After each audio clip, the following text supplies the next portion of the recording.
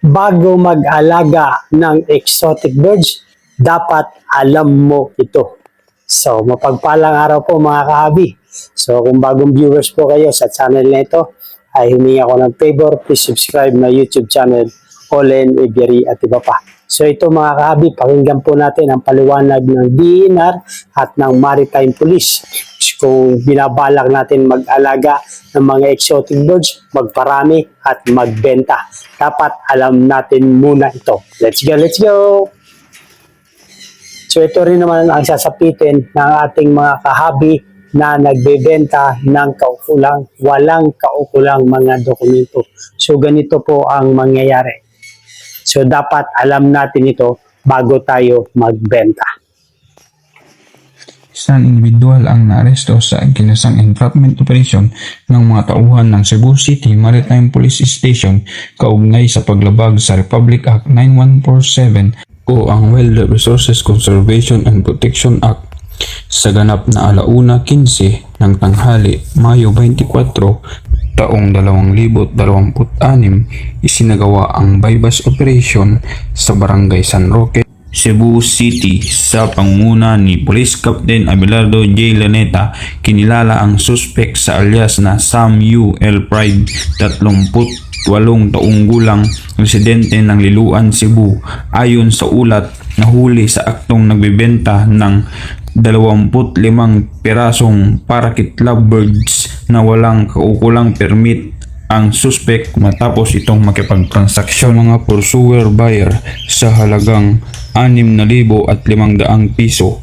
Nakumpiska mula sa suspect ang nasabing ibon at isang cellular phone na siyang ginamit sa naturang transaksyon. Agad na dinala ang suspect at ang mga ebidensya sa tanggapan ng Cebu City Maritime Police Station para sa kaukulang dokumentasyon at disposisyon.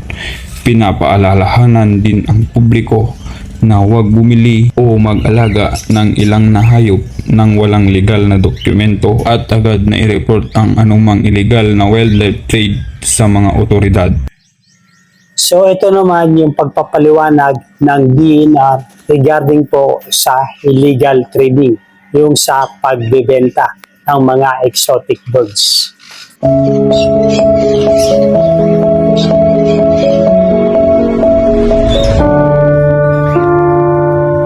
National Capital Region o pambansang punong rehiyon, ang kabiserang rehiyon ng Pilipinas ay isa sa mga itinakdang kalakhang pook ng bansa. At magpahanggang ngayon, ito pa rin ang sentro ng industriya, komersyo at kalakalan ng bansa. Pagdating sa usapin ng kalakalan, kilala rin ang Kalakhang Maynila sa illegal wildlife trade. Ito ang nagsisilbing bagsakan ng mga buhay ilang na hinuhuli at binibenta ng iligal sa iba't ibang panig ng rehiyon at maging sa online market. Base sa mga pag-aaral, ang illegal wildlife trade ay pumapang-apat na sa most lucrative illegal business o ang mga kumikitang illegal na negosyo sa buong mundo.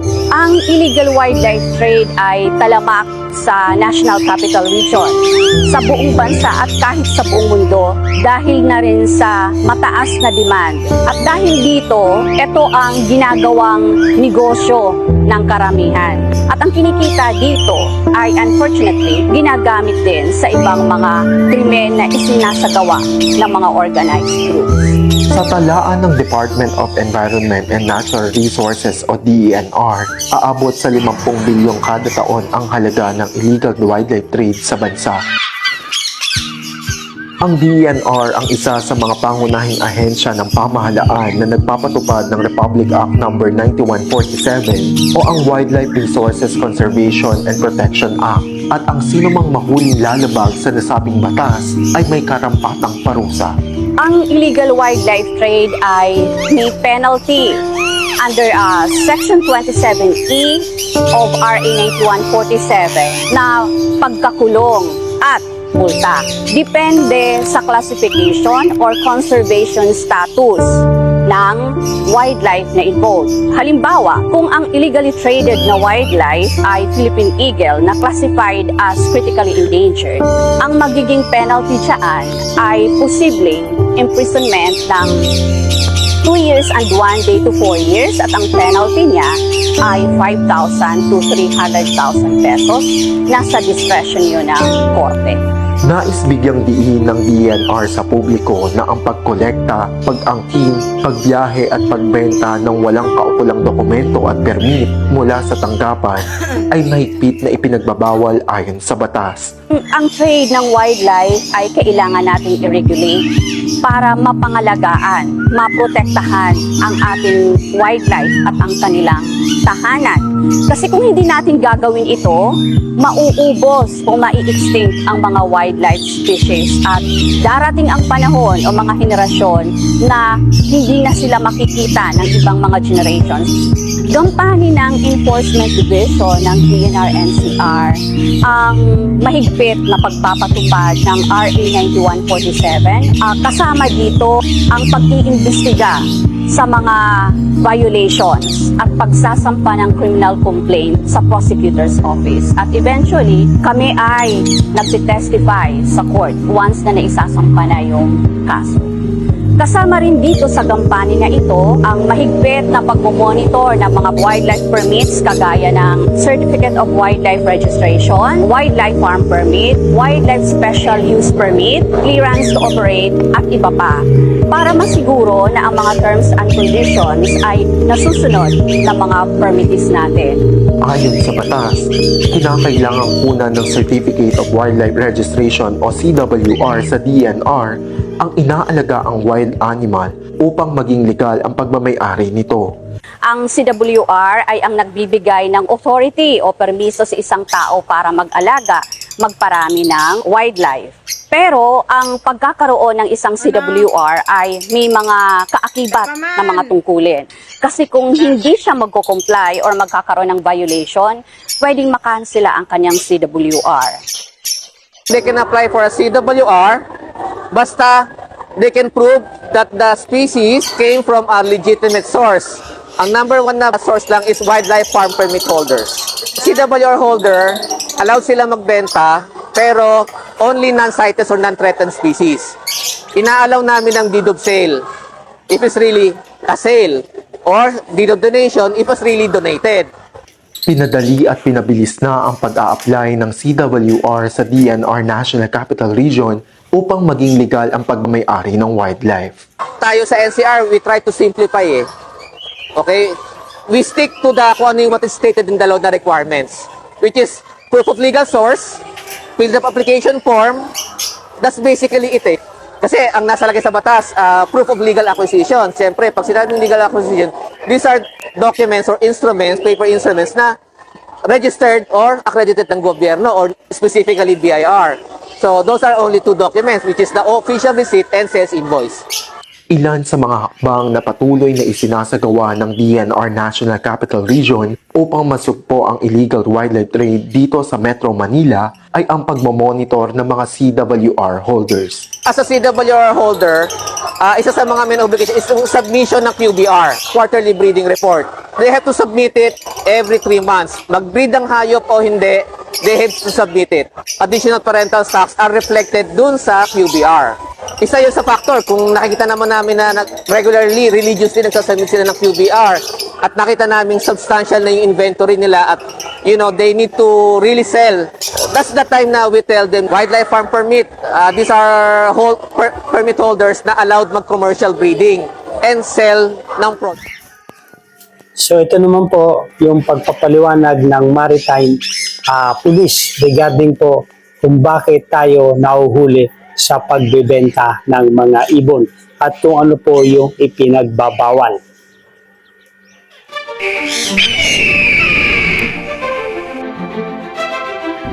The taking and online selling of green-cheeked conures and other wildlife are illegal.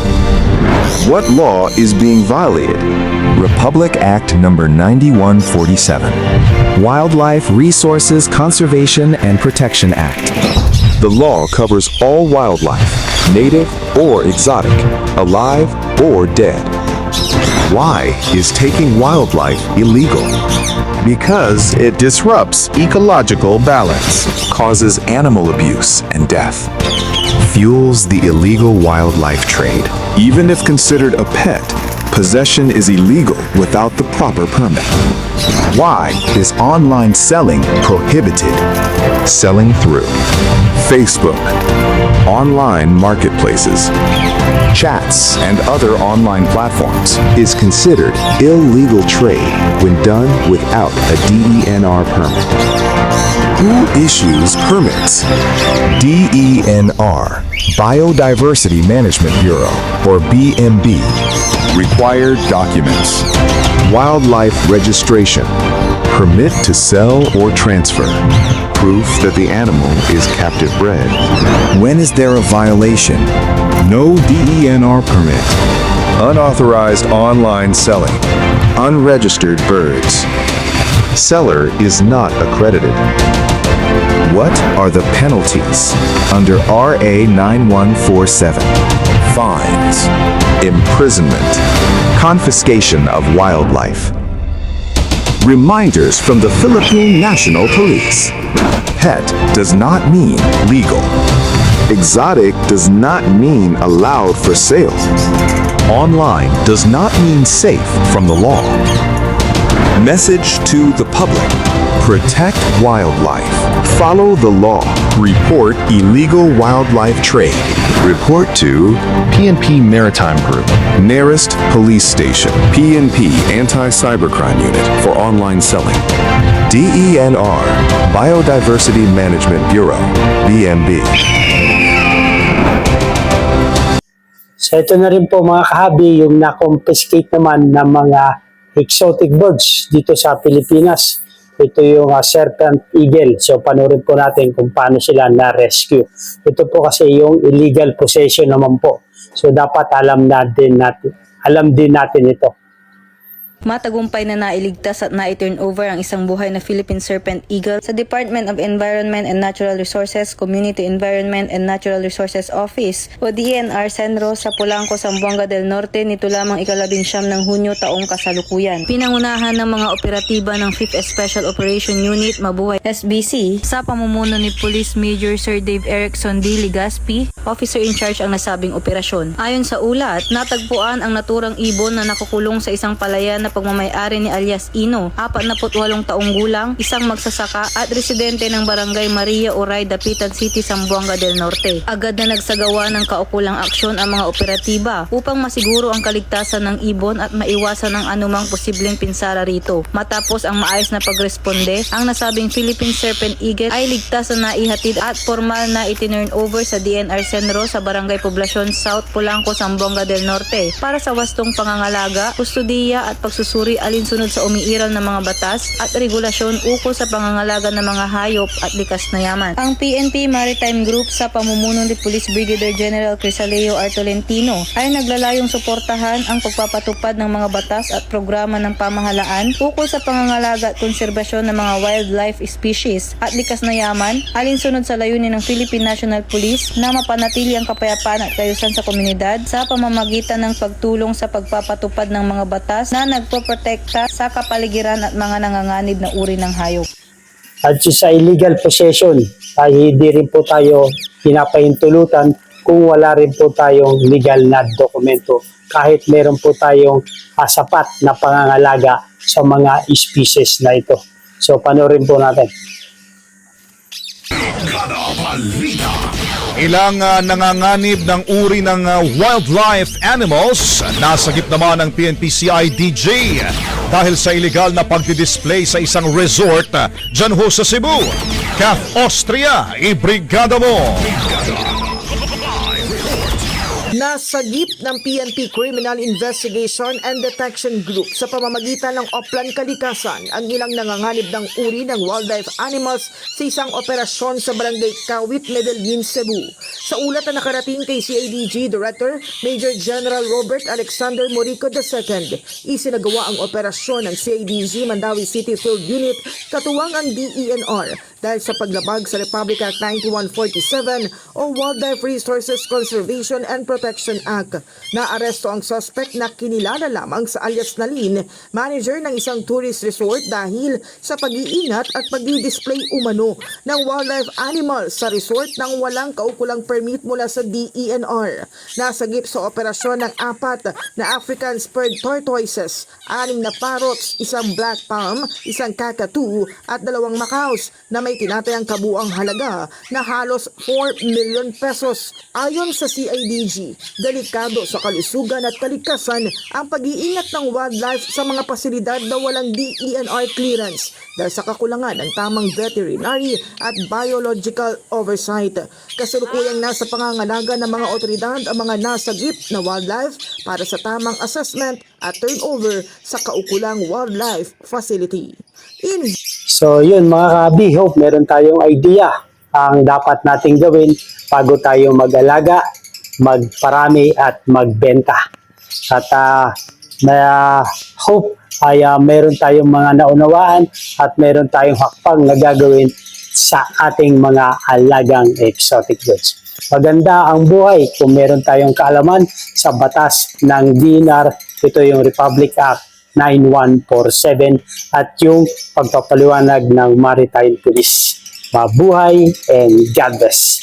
Thank you for watching.